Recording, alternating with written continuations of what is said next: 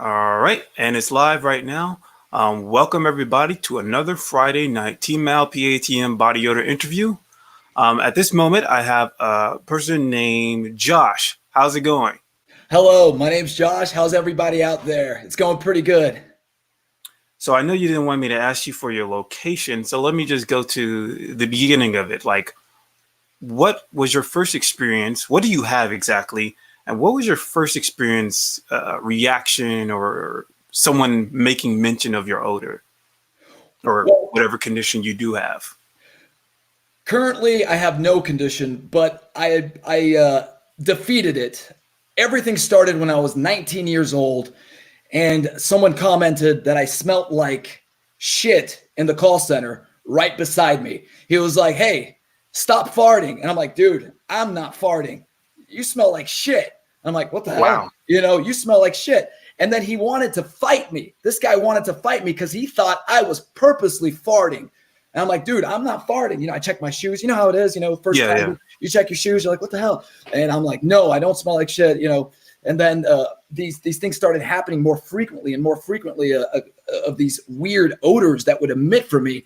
And I didn't learn about TMAU too until much, much later after the internet developed more and it started growing more. I thought there was something completely wrong with me. So it was What 19 year years was? old. What year did this happen? Like when you Shoot. started? 2004, 2000. 2005, something around that. Something. I mean, I'm just trying to pinpoint it, but I was 19 for sure. And yeah. And I'm curious, like, how long were you on the job before you had this condition? I was on that job for like 2 years before that condition just popped up. And that condition just started happening. Like I started smelling and it was I don't think I ever asked you that. Actually, this, but have you ever smelled yourself? Could you smell it? very, very rarely. Very rarely. I would have a hard time smelling myself. I couldn't smell myself like 99% of the time. 99.9% of the time I couldn't smell myself. But every now and then there would be a very small window of opportunity where I just step in the car or right when I step outside, where I would smell something for a very split second and I would stop and think, wait a second. Was that what I smell like? Was that what people are experiencing? A little hint, a little glimmer, of what I smell like. And once you started getting all these comments from people, like, what was your next inclination to do? Did you ask your friends, family, hey, do I smell? Like, what was your next step? I definitely asked my family. My mom, bless her soul, when she was alive, no, you don't stink. You never stunk. It's all in your mind. She didn't believe me. It's all in your mind, son. Is it my washer? I checked my washer. I changed my washer. I changed my clothes. Is it my clothes? Is it the environment? Is it, you go through all these questions and Right. you're just drawing for straws, especially back then when the internet wasn't even really evolved for TMAU at all. I would search on the internet. I smell like, fecal. I smell like smoke. I smell like burnt rubber. I smell like skunk. I smell like dead animal. I smell like all these type of things. And you couldn't really find anything. Not until recently you can find more things, and medical centers are just now starting dragging their feet like they usually do for these type of conditions. So did you still stay on the job when what were the common things that you try to do? Did you just, I guess, I know for most people, they would just take more baths or wear more deodorant or try to mask it up with putting more cologne on. Like, what Oh did you try man. to do to resolve it early on? Well, whenever you're hurting for money, you do whatever you need to keep your job. You do whatever you need to do, like taking a break, driving living like 20 minutes away, driving as fast as you can home to take a shower and change and come back to work a little bit late, hoping that you don't smell again. I've evacuated my entire building I used to work in. My Wow. scent would just someone randomly would stand up on out of their cubicle like a damn groundhog and they'd be like, "It stinks. It stinks." And then other Wow. people, and then it would just like emit, and people would be like, "It stinks, it stinks," and like this would just reoccur. And then other days I would smell differently, like burning plastic, like is something burning down? Is something burning down? And yeah, so That must have, it was hell. It was hell for a long time. Confusion was another piece of hell. Just yeah. being extremely confused. And then much later, I started learning more information, and we can get into that if you want to jump into it now. Well, I do want to ask you, I do want to say that it must have taken a large mental toll on you. Like, how big was the call center? And were you just known as the guy who just smelled awful? Hey, it was the Sears call center. This place was like, it had like over 300 people packed in it. I'm going to just guess. And they evacuated the whole damn place and, cleared it out. They sent some electricians to see what the hell. Nope, nothing's wrong. Send everyone back in. Wow. I get back in there, the place starts stinking up again. Everyone gets out again. And that's just one of the many, many, many, many stories of experiencing TMAU for such a long period of time. Wow, that sounds like one of the most extreme stories I ever heard. I never heard of it. There's more extreme. There's more extreme, man. Hit me with another one. I mean, okay. Well, I took a trip to overseas, to England, from the United States, and England's known for beef and eggs, and this was before I didn't even know what low choline diet was. I was completely ignorant behind all of this. So I was eating all kinds of organs. And if you know anything about the choline diet, the organs are way up here, and eggs and things. And then went to France, ate like garbage. Well, when I was in England, I was there with my girlfriend, and her dad kept saying, "Hey, do you smell that? It smells like fish, or it smells like sewage." He kept mentioning something smells, and I'm like, "Oh, that's weird. Is it happening again?" You get that thought. Is it happening again?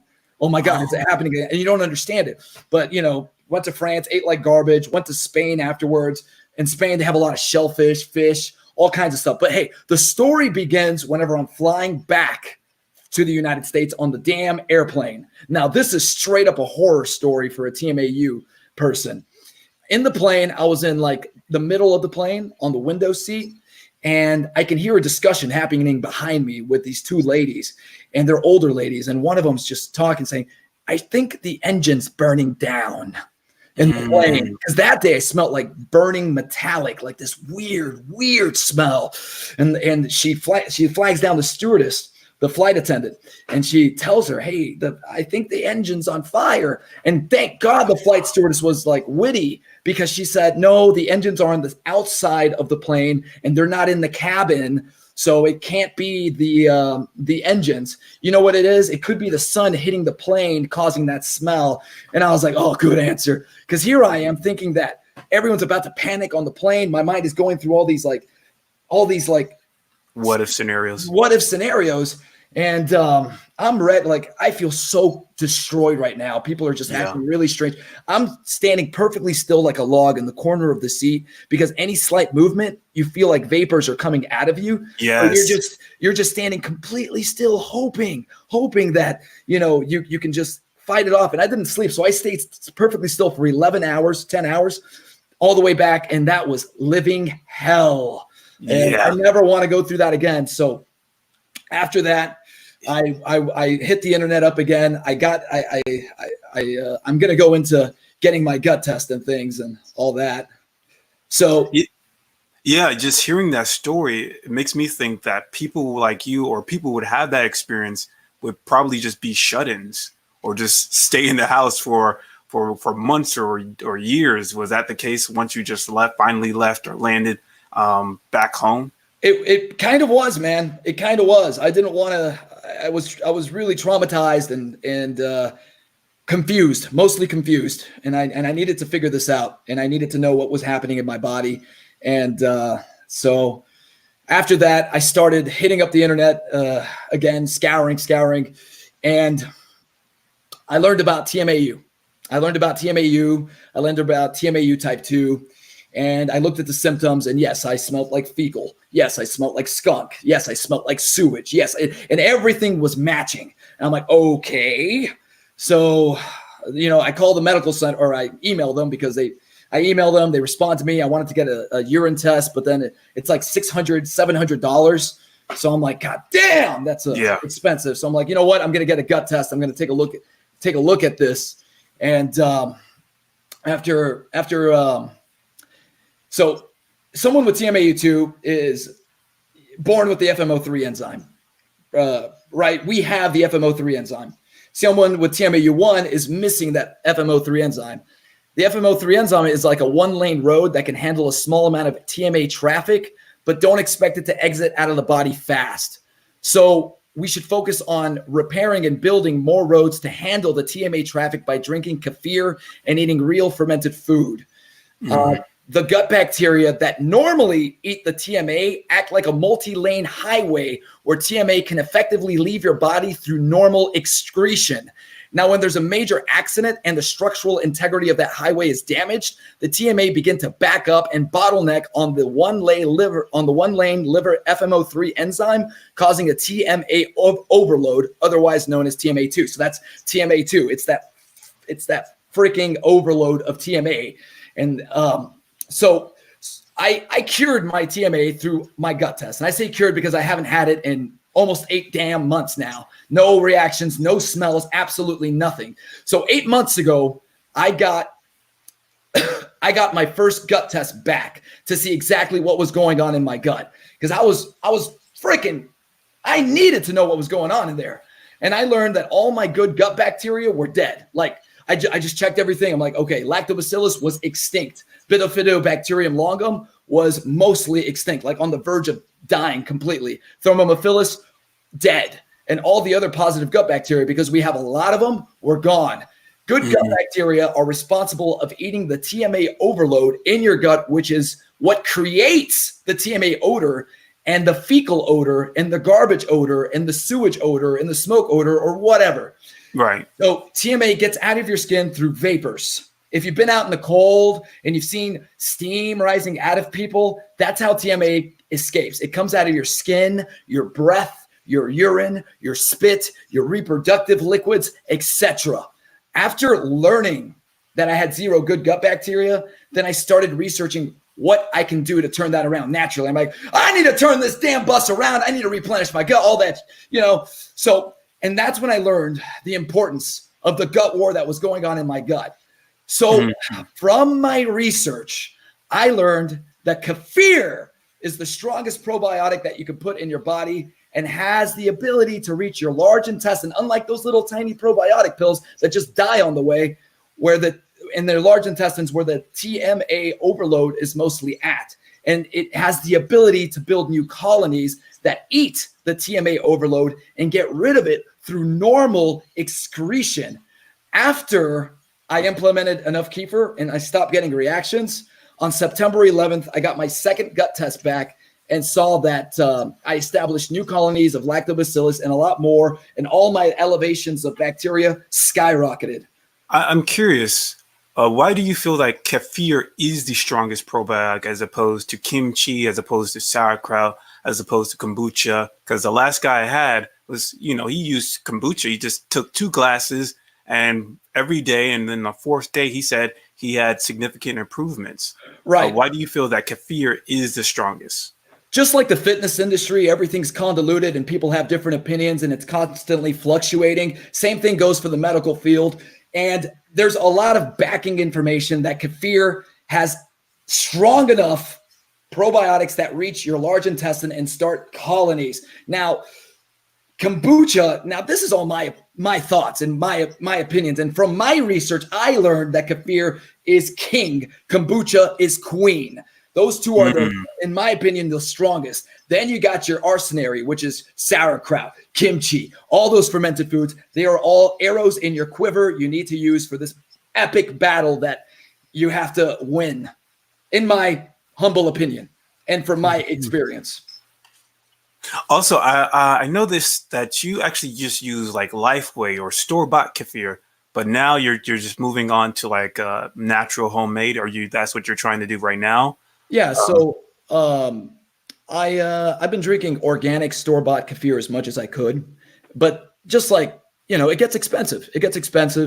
And not everybody has that type of money. So I am shifting. And another thing is homemade kefir is way more powerful than store-bought kefir, because store-bought kefir has 12 live cultures at most, and homemade kefir has 60 to 70 cultures, and you can double ferment it, becoming a freaking strong kefir. And I want that. I mean, even though I don't get any more reactions, even though I don't like saying cured, because to me, it's not curing it. It's actually defeating it. It's winning the gut war and getting your damn good gut bacteria back inside of you that can take the trash out, called TMA. I want that homemade stuff because it's strong.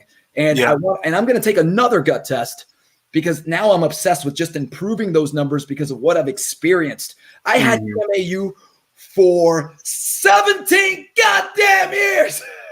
So I don't want TMAU no more, man. I'm happy. Yeah. I'm happy, dude. So yeah, homemade kefir is the ultimate goal for me. So it's on the way. I know that you've ordered some too. And I just, no one should expect overnight results with this. I mean, you've been developing a bad gut for a lifetime. And just like water boils at like 212 degrees and water freezes at 32 degrees, there will be a turning point where you'll experience a microbiome transformation inside of your gut. Right. Yeah, dude. Oh, okay. Well, I did want to ask you this. So how long did it take for you to transform your gut? Like, how much kefir did you take? Was it a glass a day? And how long did you do it till you saw noticeable differences? So I'm a personal trainer and a nutritionist. That's my background. That's what I do. That's what I've been doing for a while. You feel free to ask questions on how I do that. But so being a personal trainer, I'm used to counting excuse my language, choline numbers whenever I was on choline and things. And I'm used to counting macros and stuff like that. So whenever I engaged in the gut war, I downed kefir. I would drink one entire bottle before night. I would sleep on the left side. I would drink it on an empty stomach to aid digestion. A lot of doctors suggest to sleep on your left side. So that's what I did with a whole bunch of kefir. And I just wanted it to take over my gut. I just wanted as much as possible. And did you feel like within the first week when you constantly drank it, or in a couple of weeks you started drinking it and you still got reactions that you felt like maybe this thing is not working? Well, that's not my thought process. When I was drinking it, I was wanting to fix my gut. I wanted to fix those numbers first because I don't like getting distracted and I like staying on target. But I was relished with happiness when I noticed the reactions going away in about a month and a half of drinking about a bottle of kefir a night. I drank a bottle of kefir a night for the first 2 weeks. And after the first 2 weeks, I drank a half a bottle at night because it started getting a little pricey.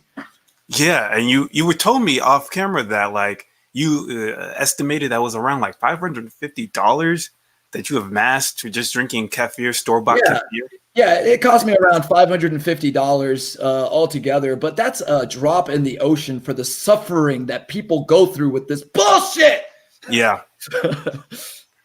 Also, yeah, obviously I need to ask you about your diet. I'm pretty sure with the diet and the kefir, it worked. I don't think. Would you feel that even if you just drank the kefir and then ate whatever you want, would you still experience the same results, or do you feel like it'll take longer? Absolutely. Well, hold on a second. You're asking me if right when I started drinking kefir, if I ate whatever I want, if I would. Well, I wanted to ask you first about your diet. And the second question is, if you decided just to eat whatever you want, do you feel like it would take longer or it just wouldn't work? Okay, so whenever you're first taking kefir and you're trying to win the gut war, stay on a low choline diet. Stay on your low choline diet. If you don't know what a low choline diet is, because I've noticed a lot of TMAU type 2 sufferers don't even know what a damn low choline diet is. Pull up a PDF of low choline and start off with 500 milligrams of choline. If you get a lot of reactions with 500 milligrams, bring it down to 400 milligrams. If you still get reactions, bring it down to 300 milligrams and just start chiseling your way down. But whenever I started, I drank kefir with a low choline diet. As my confidence grew, I slightly put it a little more choline. Oh, well, I have this little tiny meatball today. You know what I mean? A little more choline.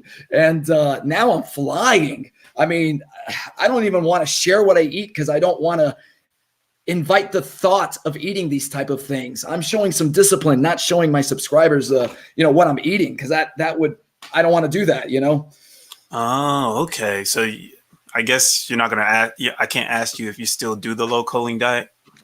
You can. I mean, no, hell no.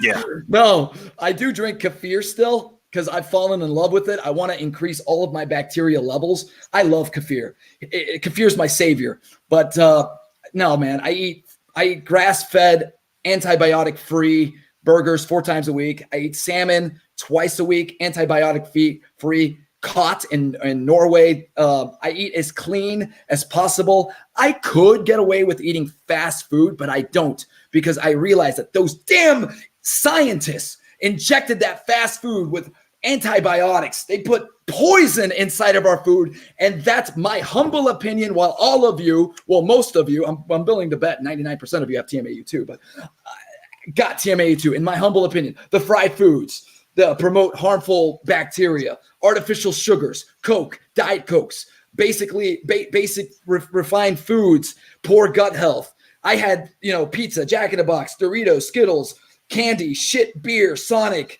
Monster energy drinks. Monster energy drinks wreak havoc on your gut. Yeah. I blame those things. That's what I blame. It's filled with a lot of sugar. But my question is, why do we get it when the average person eats the same type of diet? The average person does eat, out fast food and all that other stuff. Why answer, do we have it? My answer is we were the average person. We got it because we were the average person. Well, then why doesn't the average person actually have this exuding abnormal odor smelling like feces or trash and so on? Because they have not reached a TMA overload just yet. They have those good gut bacteria hanging on. I'm willing to bet with this keto diet, when people are messing it up and having way too much choline from eggs and meat, I'm willing to bet we're going to see an explosion on TMAU people. Mm-hmm. Do you do the keto diet? Have you tried it before? I believe in the law of thermodynamics, honestly. Like, basically, caloric surplus, caloric deficit. If you're in a caloric surplus, you gain weight. If you're in a caloric deficit, you lose weight. And then there's the macronutrients inside of it. So I have that mentality. Okay. And I did want to ask you this. Since you are a personal trainer and you became a personal trainer, even though you had this TMAU type 2, like, what was the process? And what was your first, why did you even want to get into that career choice? So my process was, I told you I was working at a call center, and when I sat down and that created swamp ass, the smell would go insane. So I wanted to stand up. I wanted to work in a stinky gym instead. I wanted to be around stinky gym. And the gym didn't really work out because I still stunk it up. So what I did is I became freelance, and I would take a shower at home, drive to my client, only train them for about 30 minutes to 45 minutes, then go back home, take a shower, change, use 5.5 body soap, and then head out the door again. Dry off completely with 3 towels. And I would not use a loofah. Loofahs are a bad idea. And so are all those rags. But anyway, yeah, I drive to them, go back home, take a shower, change. Go next client, come back home, take a shower, change, etc. And I only worked 2 days a week and charged a lot of money, so I wouldn't have to work often, because I don't like being around people. I'm totally an introvert. I also wanted to ask you this, since you were talking about the trip to Europe and you said you had a girlfriend, could she detect the odor at all? Yeah. And her father? Yeah, she could every now and then. Her father, for sure. Oh my God. He made such a big deal about it. I'm like, oh my God.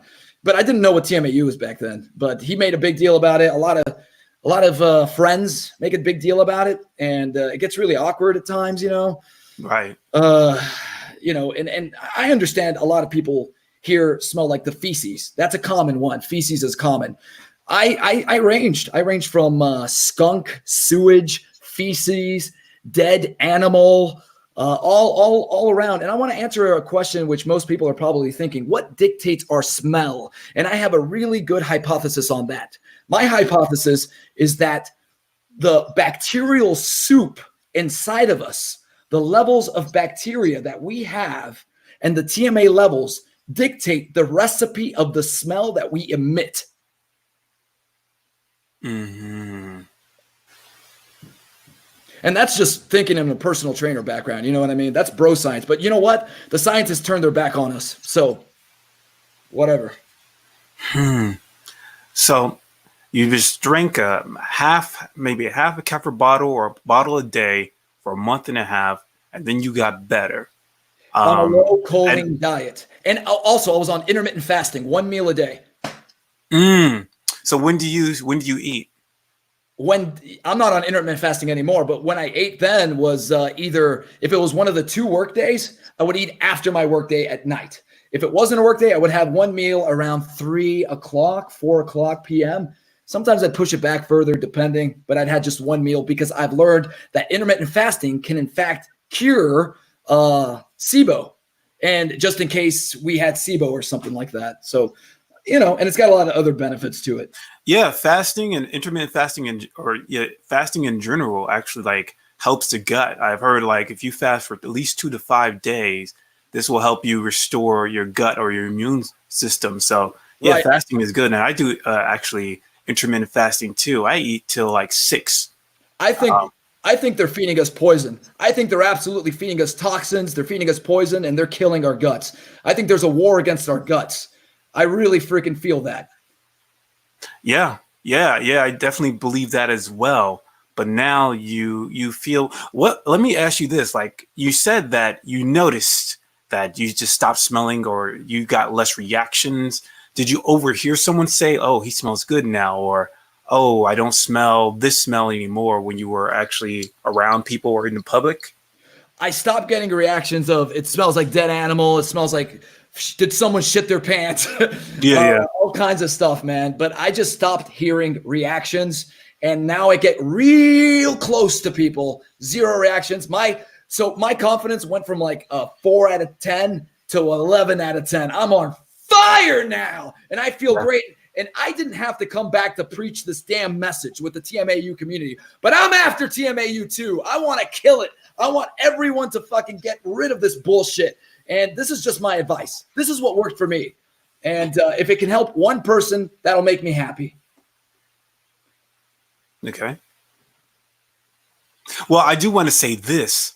I'm glad that you're actually talking to me right now, or you created your own channel. I think it's really important for people who have cured their things to create their own channels, because I feel like there's already been like hundreds or maybe thousands of people who had this, who figured it out, but they never posted it online. I really hope they did post it online. It was probably like from an obscure message board. But I really hope posting on big social media platforms is going to have more eyes set to this. So when somebody wants to look into it, you probably laid out, okay, this is how you do it. This is how you do it to get cured or treated or whatever. Right. I wholeheartedly, with all of my heart and soul, I feel like because of this good gut bacteria, I have been replenished of the TMA overload. Now, keep in mind, TMAU2, you go to those anywhere that tells you about TMAU2, it will tell you it's a TMA overload. That's all it is. It's not like having a virus. It's only a TMA overload. That's all it is. It's a TMA overload, and that's why you smell. TMA smells like a nitrous waste buildup, and that's why we smell. That's why we smell. It's only a TMA overload, and that's the reason why we smell. Now, knowing that, let's share those links I gave you. Do you have the first link? Yes, I do. So is it this one or the other one? It's the other one. Let's go to the other one. It's both, but I want to start with the other. So let's go ahead and scroll down and find under therapy. Let's scroll down where it says therapy. Okay. There it is. Now in that, right there. Now in that region, it tells you TMAU2 can in fact be cured by the eradication of excess bacteria, although stubborn colonies may regrow to excess and require further course treatment. Now, TMAU2 someone asked in the, sorry, I got to interrupt. Someone said TMAU ? So we just can't process it? No, we can process it through the FMO3 enzyme, but the FMO3 enzyme is a small little tiny highway where the majority of it should be leaving through the multi-lane highway, which is our bacteria, which are gone. So it creates a bottleneck at the FMO3 enzyme, which we have, and it gets backed up into the guts. But anyway, let me get back onto this. So yeah, TMAU2 is in fact curable, and it goes on about bacteria. Now, it doesn't get too focused on bacteria, but this is a bacteria thing. So it's wartime. Let's light the fires of war. Let's send the good guys in, because those TMA producing bacteria, they come from choline. They come from choline, and they produce TMA, and our good guys are supposed to clean it up, but they're gone. So I encourage everybody to take a gut test and see where all their good gut bacteria is at. Let's go. And I also wanted to talk to you about this. I know we talked about this off camera a little bit, but do you feel for people who have TMAU type 1 that this will help them? Drinking kefir or kombucha every day? Man, my heart just sank when you asked me that, man. I'll tell you my opinion. I don't have any scientific behind TMAU type 1, but here's my humble opinion. I feel if a TMAU type 1 sufferer replenished their good gut bacteria completely, so they had optimal bacteria, I think their condition would lessen severely. But they could never cure their TMA because they're missing the FMO3 enzyme. When you miss the FMO3 enzyme, it's like you're missing a lung. It's like you're missing a vital organ, you know?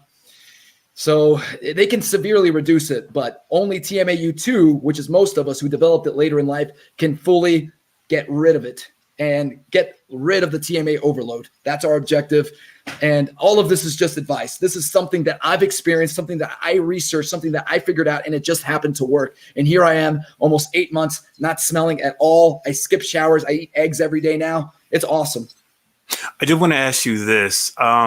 Not only with the smelling being a symptom, was there other symptoms that you had when you had this odor? Because for me, I have like oral thrush in my tongue.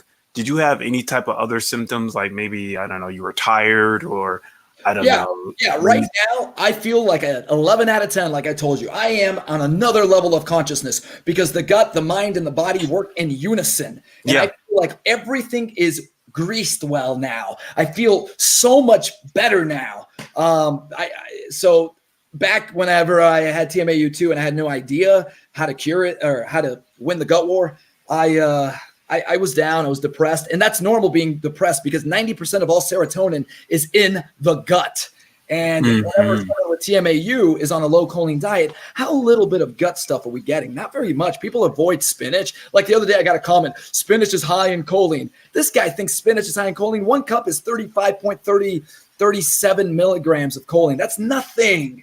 So we need to get educated behind nutrition. We need to get educated behind how much choline we can get every day. And then we need to work towards getting a healthier gut because that's a no-brainer. We need healthy guts. We need healthy guts. You know. Well, do you want me to show the second slide? The second slide goes over what the first slide said. It's just concrete proof that these are science facilities that are actually claiming that TMAU2 is in fact curable, because it's a common misbelief that TMAU, you can't cure it. That's not true. TMAU2 is an overproduction of TMA by bacterial overgrowth. And that's what this is going to say here. And this is, you're going to have to find that one. Type in, it's on this front page that I sent you. It's on there. TMAU2 is. Oh, you want me to go back to the. Yeah. Oh, no. The one you were just looking at, because we just saw that one. Now we're going to look at another university or medical center.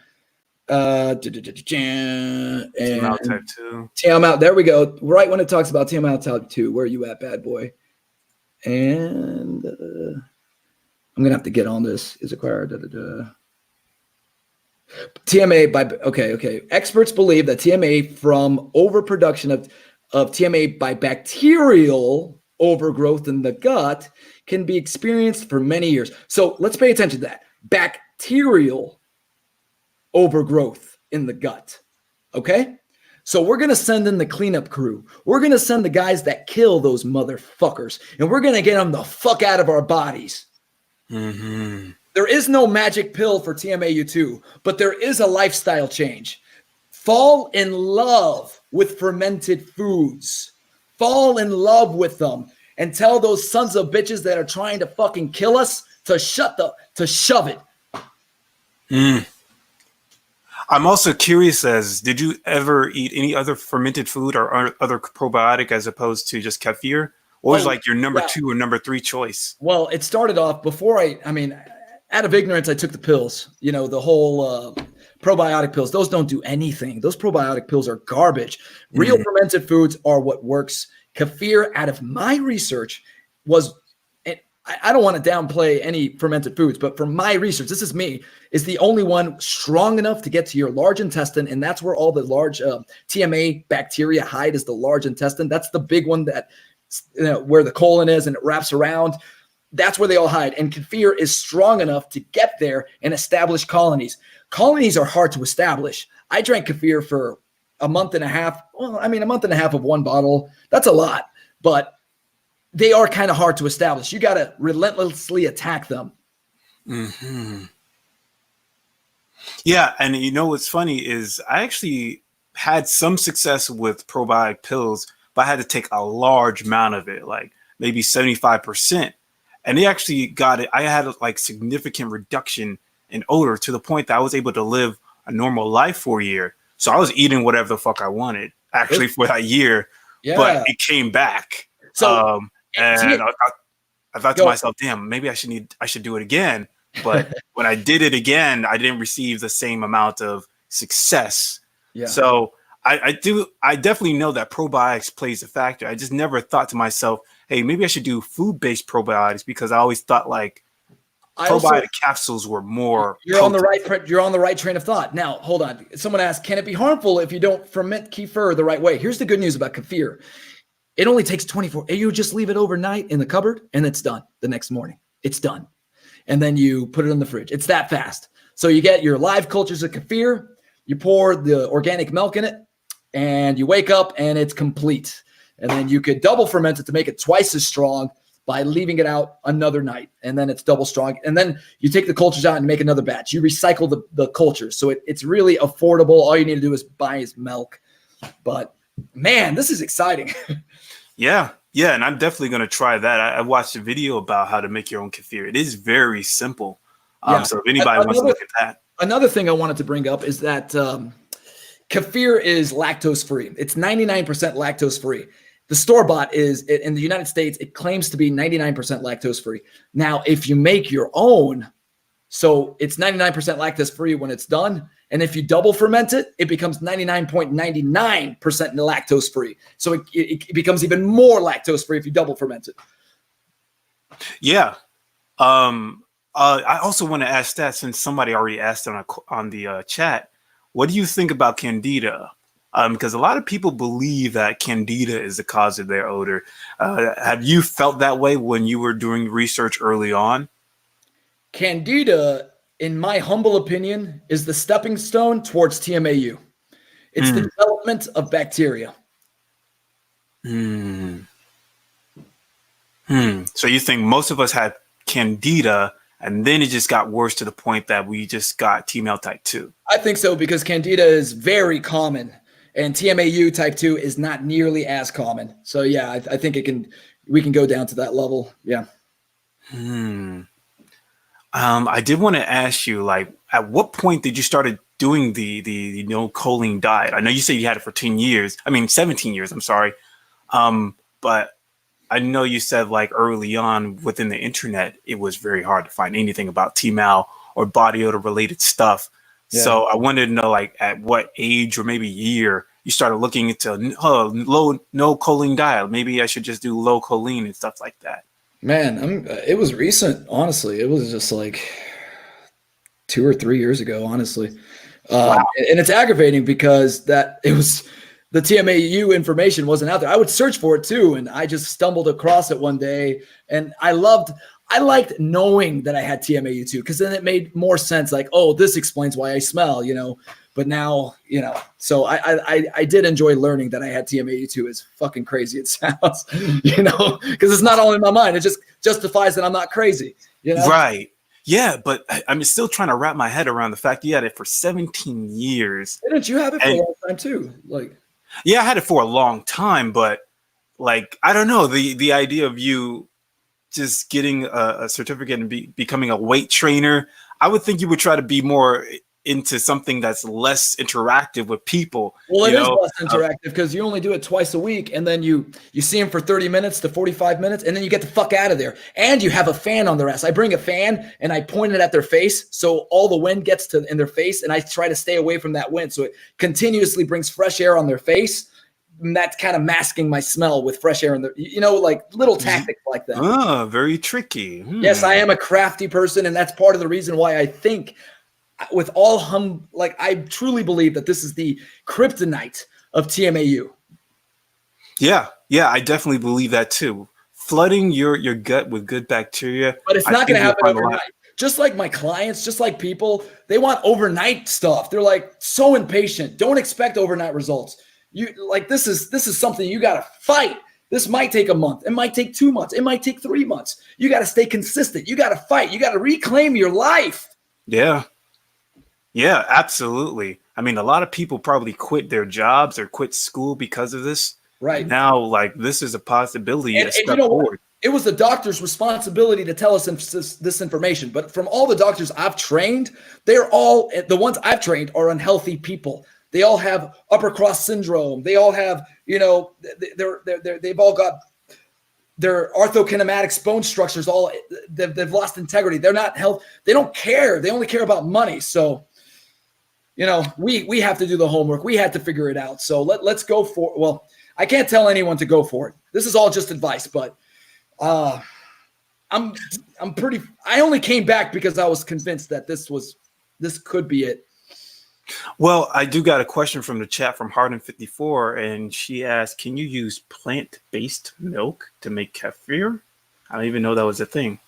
Plant-based milk. Yeah, well, coconut milk is plant-based. Mm-hmm. And yes, the answer is yes. You can use coconut milk to make kefir. It's not as supreme as milk, but if for some reason you want, because it's lactose-free, the milk one, but that's fine. Yeah, you can use coconut kefir if you want. I also have another question from the chat from Marcus. He said, did he have excessive sweating underneath his arms? Did I have? Yeah, I mean, I sweated through my ass, through my back, I mean, I didn't sweat that hard. Actually, I'm not that hard of a sweater. But when I worked at a call center and you're sitting down in that foamy cushioned seat, yeah, I developed a little bit of swamp ass. Big deal. I wasn't like an excessive sweater. And I found it very interesting that you said doctors you train. So you have multiple clients who are just doctors and they were just out of shape and stuff. Over the years, I've trained some doctors, And I did want to ask you, when you interacted with doctors, because I'm pretty sure you went to doctors sometimes because you're like, what the hell is going on? What did the doctors say? And have they ever just acknowledged that you had an odor? Because I know a lot of people say that when they go to doctors, they never hear anybody. The doctors never say that they can smell them. They actually look at them like they're crazy. We're getting into a whole nother topic, and I'd like to stay on target because then you're going to get me into talking about microbial intelligence with bacteria working as a hive mind and all that type of shit. I want to go after TMAU too right now. Okay, cool. I mean, but yeah, what were your experiences with doctors? I mean, well, from the doctors I trained, I didn't really like either one of them.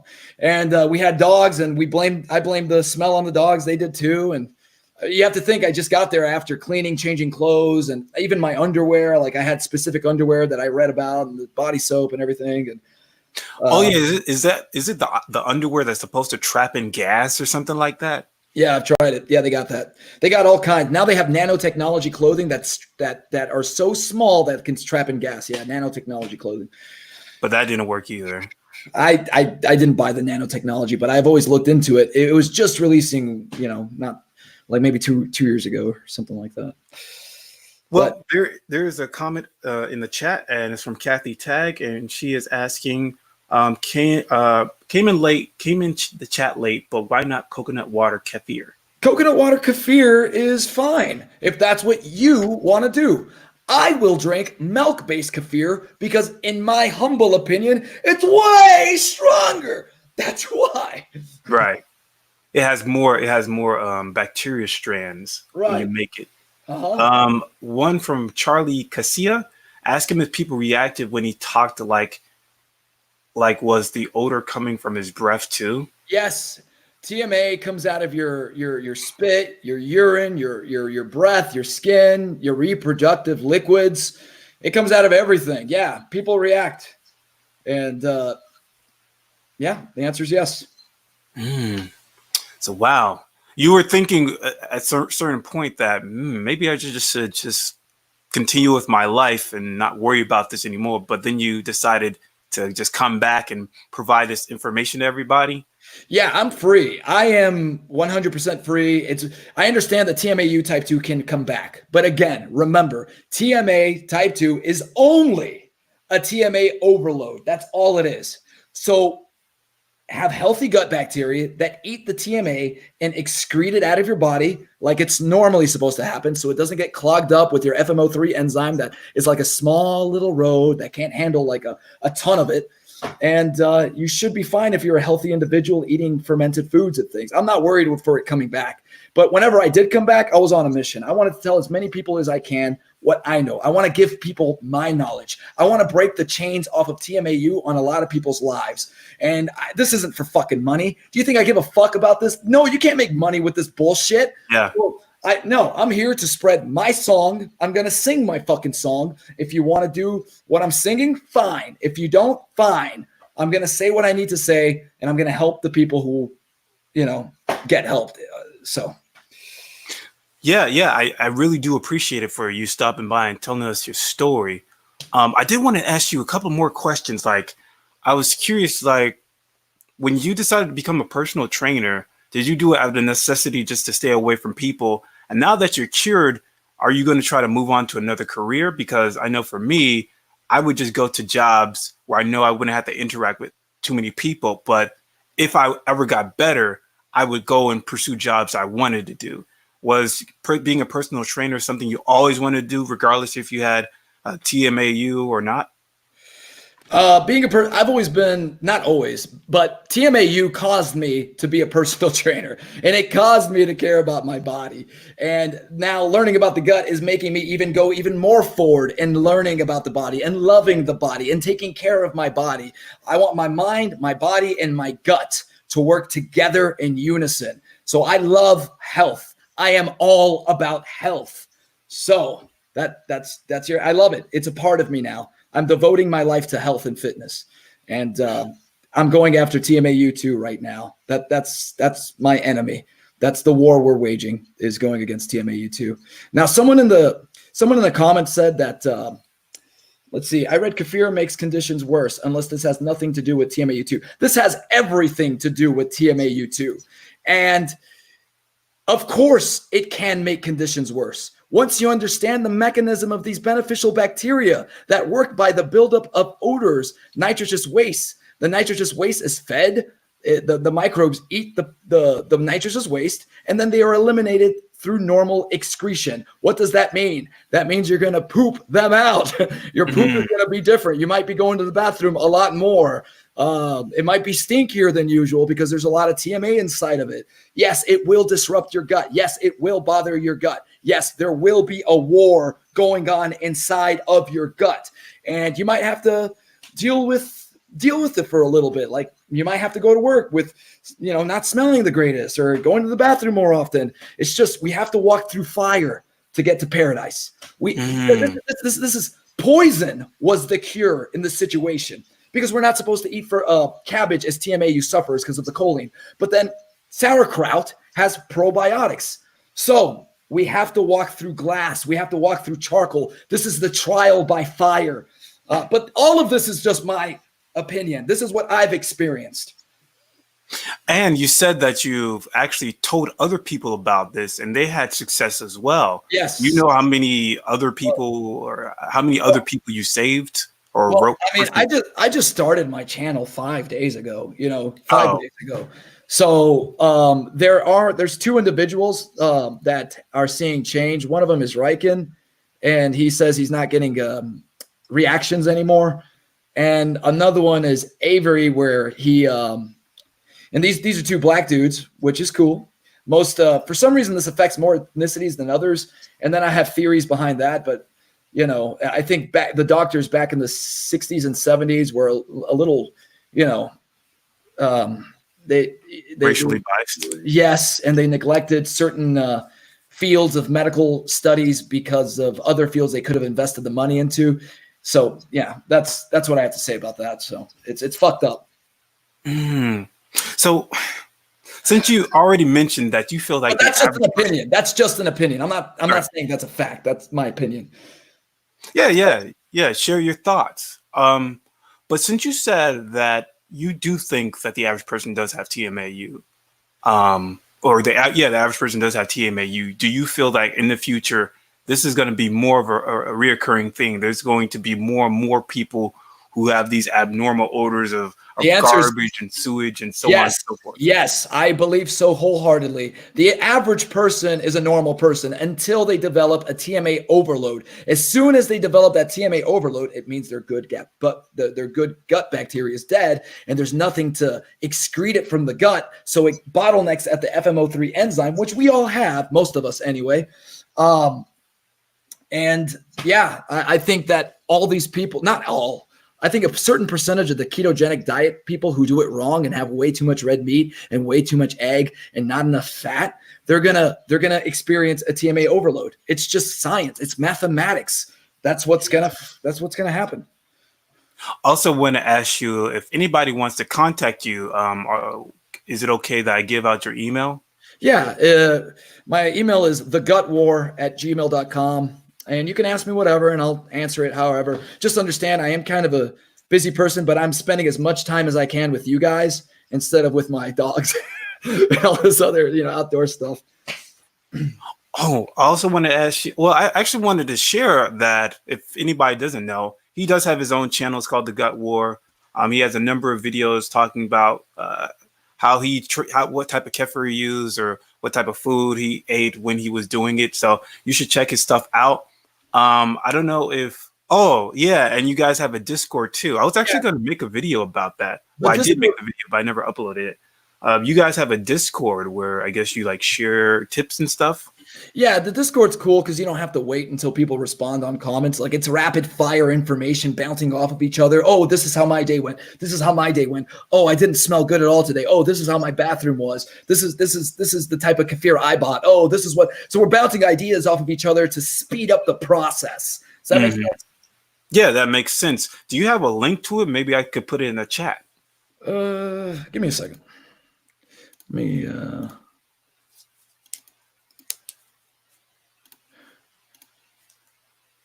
Yeah, I got it. And here you go.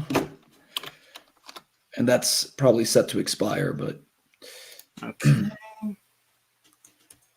All right, and we're sort of winding down here. So if there's any other questions you want to ask Josh, right now is the time to ask him. Yeah, does anyone have any questions for me on the comments? I just want to end this by saying that don't expect overnight results. You've been developing a bad gut for a long time or a lifetime. And again, just like water boils at 212 degrees, water freezes at 32 degrees, there will eventually be a turning point where you will experience a microbiome transformation in your gut and you'll experience less reactions. But I love all of you, and I came back for all of you. I'm part of your family, man. I'm a TMAU guy, man. 17 years with this bullshit. And I just want to help. And if I can help one person, it's worth it. Because this is a fucking curse. And I'm here to break that motherfucker and wage the gut war. Awesome. I do got a question from Harden54, and she asks, when do you take the kefir? I take the kefir on an empty stomach right before going to bed. And I would advise and invite the idea of getting the plain yogurt, the plain flavor, not yogurt, fuck yogurt, the plain flavor of kefir, and going to sleep on your left side to aid digestion and invite those bacteria into your large intestine. And then do it again and do it again. And if you're concerned about the macronutrients inside of it, kefir is a great source of protein, and it's got good fats inside of it too. And it's got a little bit of carbohydrates. It's got some calories, but you're going to be getting your caloric intake. It's about 800 calories a bottle. I would recommend getting Wallaby. Wallaby's organic. Get the plain flavor. The lowest grade of kefir is Lifeway that they sell in the store. That's still good. Get the plain flavor. And aim and work towards making your own homemade kefir. And remember, this isn't all just about kefir. This is about all fermented foods. Fall in love with fermented foods. This is a lifestyle change. Stay away from processed foods. Stay away from Pizza Hut, Doritos, Skittles, candies. Stay away from beer. Can harm your gut unless it's high quality, which is hard to find, which back in the day, they used to have probiotics inside of it. Like wine used to have probiotics. But I could go on and on. I don't want this to go on forever, man. Well, I do have a question from Harden54. She asks, empty stomach, when is that? How many hours after dinner? You can wait like 2 or 3 hours after dinner so you can have a nice stomach on your left side. It's just my advice. Have dinner, wait a little bit. Like you're going swimming, you have to wait like 30 minutes before going back to swimming after eating, right? Treat it like that. The farther you can push it back, the better. And this is all just advice. I'm not telling everybody to drink kefir. This is my advice. Right. Well, I before we go, I did want to just show a little bit of the other video that you wanted me to show. At the moment, we can't actually play it. Well, we could play it, but the sound is not going to go. You're not going to be able to hear the sound. But if you go to his channel called The Gut War and look into, I forgot, what does the title say? TMAU 2 and how to cure it. And this is the explanation on a bulletin board on how the mechanism of how your TMA gut gets overloaded by TMA, and you have dead gut bacteria that its job was to clear that TMA, and all that TMA is sent to your liver. And we all have that FMO3 enzyme. Well, not all of us, but most of us have that FMO3 enzyme because we have type 2. And the FMO3 enzyme can process TMA, but it can't process a crazy amount. So only a little bit escapes, and a lot of it gets clogged up. And then that TMA escapes through your skin like odors. All right. And if you want to take a look at it, you're subscribed to The Gut War for his YouTube channel. But other than that, I appreciate all you guys for tuning in and listening to Josh. I appreciate Josh for coming in and explaining his story and giving people hope. And this is Friday Night TMAU PATM Body Odor interview number 26. And we are out of here. Bye. Bye, guys.